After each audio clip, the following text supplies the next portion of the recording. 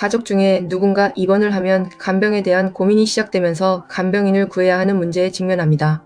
우리나라에서 가족이 직접 간병하는 비율은 약 30%에 불과하며 나머지 대부분은 간병인 서비스를 이용합니다.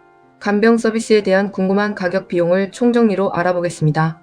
그러면 간병인 어디서 알아봐야 할까? 병원의 간호사나 원무과에 문의하면 병원 인근에 있는 간병인 협회 전화번호를 줍니다. 보통은 그 연락처를 통해 간병인을 구하거나 아니면 보호자가 직접 알아봐야 합니다.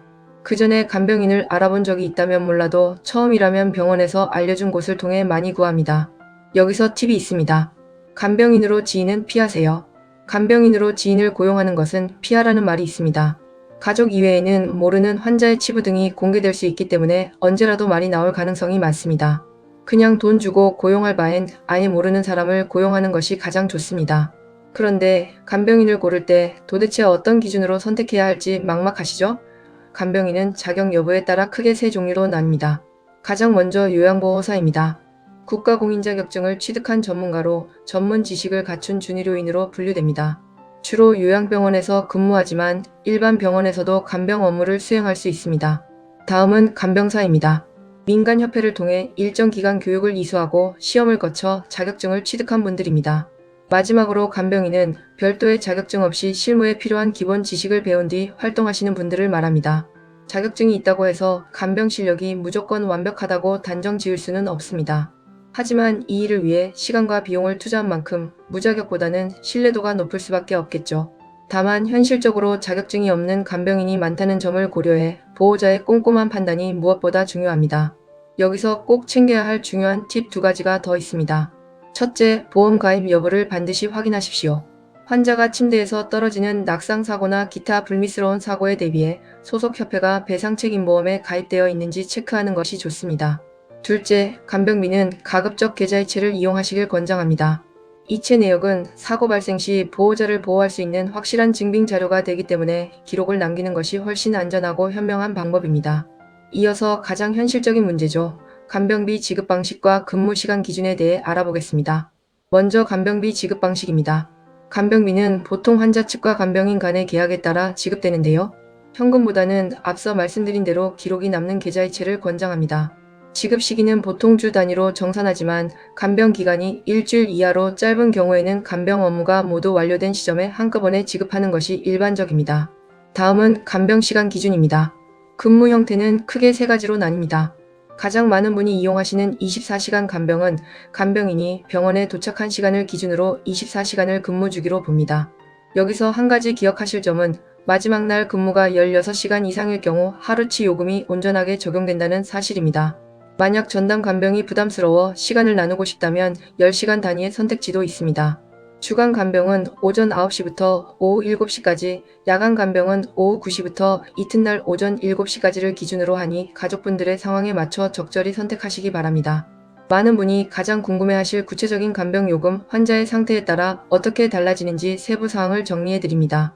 가장 기본이 되는 일반 및 요양 환자의 경우 하루 요금은 보통 12만원 선입니다. 이때 간병인의 식사는 보호자가 챙겨주셔야 하는데요. 직접 식사를 제공하기 어렵다면 하루 5,000원 정도의 식대를 추가 비용으로 지급하게 됩니다. 항암 치료 중인 환자 역시 비슷한 수준인 12만원 정도입니다. 하지만 환자의 상태가 중하거나 집중 케어가 필요하다면 비용은 조금씩 상승합니다. 말기 암 호스피스 환자는 12만 5천원부터 시작되고요. 재활 치료가 필요한 경우 편마비는 12만원, 하반신 마비는 12만 5천원, 그리고 사지마비나 루게릭 환자는 하루 13만원부터 요금이 책정됩니다. 이외에도 호흡기 사용이나 석션이 필요한 환자, 치매나 격리균이 있는 환자, 그리고 일주일 이내의 단기 간병은 모두 하루 13만원부터 시작된다고 보시면 되겠습니다. 정해진 시간 외에 추가 근무가 발생할 때는 시간당 7,000원의 비용이 더해집니다. 여기서 여러분이 꼭 기억하셔야 할 중요한 포인트가 있습니다. 간병비는 지역이나 업체마다 이른바 동네 흐름이라는 시세가 존재합니다. 인력이 많은 수도권은 8만원에서 13만원 사이로 폭이 넓지만 인력이 부족한 지방은 12만원부터 시작하는 곳이 많습니다. 따라서 해당 병원 내의 평균 금액을 먼저 확인하시는 것이 가장 좋습니다. 특히 보호자분들이 자주 하시는 주의해야 할 실수가 하나 있는데요. 내 부모님을 조금 더 잘 봐달라는 마음에 시세보다 웃돈을 얹어주는 행동입니다. 모든 간병인이 그런 것은 아니지만 간혹주의 간병인들 사이에 갈등이나 이간질을 불러와 오히려 간병 환경을 어렵게 만들 수도 있기 때문입니다. 병원 내 같은 조건의 환자를 돌보는 다른 간병인들과 비슷한 수준에서 금액을 결정하는 것, 그것이 환자와 간병인 모두를 위한 가장 현명한 방법입니다. 계속해서 특별요금 조건과 장기 간병 시 고려해야 할 비용 문제들 짚어보겠습니다. 먼저 남성 간병인을 고용할 경우인데요. 일반 요양이나 편마비 재활 환자를 돌볼 때 남성 간병인은 기준 금액에서 보통 5,000원 정도가 추가됩니다. 또한 환자가 과체중일 경우에는 간병의 강도가 높아지는 만큼 비용 협의와 조정이 필요할 수 있다는 점 참고하시기 바랍니다. 현재 우리나라 가족 간병 비율은 약 30%에 불과합니다. 나머지 70% 이상은 간병 서비스를 이용하고 계신데 기간에 따른 비용 차이도 꼼꼼히 보셔야 합니다. 24시간 간병의 경우 평일은 12만원에서 15만원, 주말은 15만원에서 18만원 선입니다. 최근에는 외국인 간병인분들도 참 많죠. 중국 동포 간병인의 경우 하루 요금이 약 2만원 정도 저렴한 편입니다. 여기서 많은 보호자분이 고민하시는 부분이 있습니다. 외국인 간병인을 믿고 고용해도 될까? 하는 걱정인데요. 사실 국적에 따라 간병의 질이 결정되는 것은 아닙니다. 한국인이냐 중국인이냐보다는 개인의 성품과 성실함의 차이가 더 크기 때문이죠. 오히려 원리 원칙을 철저히 지키는 분이 간병 업무에는 더 적합할 수도 있으니 편견보다는 사람 자체를 겪어보고 판단하시는 것이 현명합니다. 문제는 갈수록 늘어나는 비용 부담입니다. 현재 장기 간병비는 월 평균 400만원 정도로 가파르게 상승하는 추세입니다. 만약 요양병원을 이용하신다면 간병비는 월 평균 250만원 수준이며 여기에 병실료가 추가됩니다. 병실료는 1인실 약 8만 5천원부터 다인실 약 1만 8천원까지 차이가 있는데요. 정부에서 입원비의 80%를 지원하지만 식비의 50%와 간병비는 본인이 부담해야 하는 구조입니다.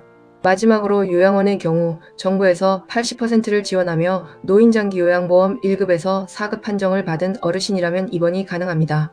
사실 간병인이라는 직업은 내 가족도 아닌 남을 온종일 수발들어야 하는 무척 고된 일입니다. 진입 장벽은 낮을지 몰라도 업무의 강도가 워낙 높다 보니 정작 이 일을 하려는 사람은 갈수록 줄어들고 있는데요. 환자 가족들의 절실함과는 달리 현장에서는 인력 공급 부족이 갈수록 심각해지고 있습니다. 실제로 2024년 기준 월 평균 간병 비용은 약 370만원에 달합니다. 더 큰 고민은 급격한 고령화로 인해 이 비용이 앞으로 더욱 가파르게 오를 것이라는 점입니다. 인력이 부족하다 보니 간병인의 학대나 부정행위 같은 불미스러운 문제들도 발생하고 있지만 뚜렷한 해결책을 찾기가 쉽지 않은 상황입니다. 정부 역시 간병 지원 대책을 고심하고는 있습니다. 하지만 국가 지원을 늘리자니 세금 부담이 커지고 그렇다고 비용을 강제로 제한하면 공급 자체가 끊겨버리는 진퇴양난에 빠져 있습니다. 결국 임금이 오르면 서민들의 부담이 커지고 임금을 누르면 일할 사람이 사라지는 구조적인 모순에 직면해 있는 것이죠. 초고령 사회를 앞둔 지금 우리에게 가장 필요한 것은 무엇일까요? 보호자가 감당할 수 있는 적절한 비용과 안정적인 인력 공급, 이 두 마리 토끼를 잡을 수 있는 근본적인 대책 마련이 그 어느 때보다 절실해 보입니다. 지금까지 간병 서비스 이용 시 꼭 알아두어야 할 정보들 짚어봤습니다. 오늘 정보가 시청자 여러분께 도움이 되었길 바랍니다. 고맙습니다.